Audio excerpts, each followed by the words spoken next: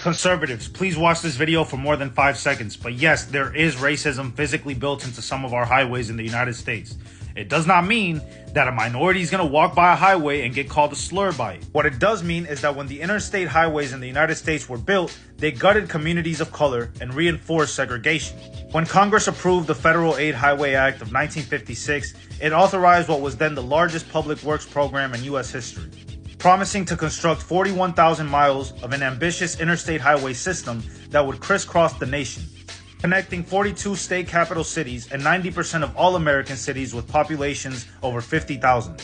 However, by the late 50s and early 70s, it became clear that this program came at a huge cost to America's urban communities of color, with more than 475,000 households and more than 1 million people being displaced nationwide because of the construction.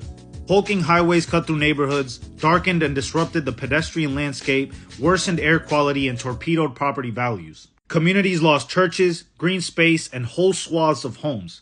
They also got a hit to the economy, losing a lot of small businesses in those communities. We can see how these communities were affected. For example, Miami's community of Overtown was largely considered the Harlem of the South and Little Broadway.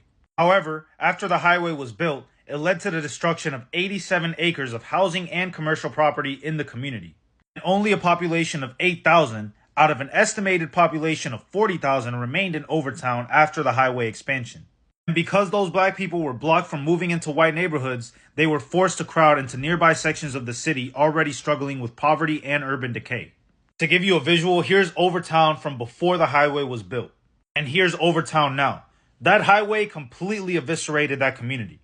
Also, at the time that the highways were being built, the civil rights movement was gaining momentum, and they were afraid that there was going to be integrated housing.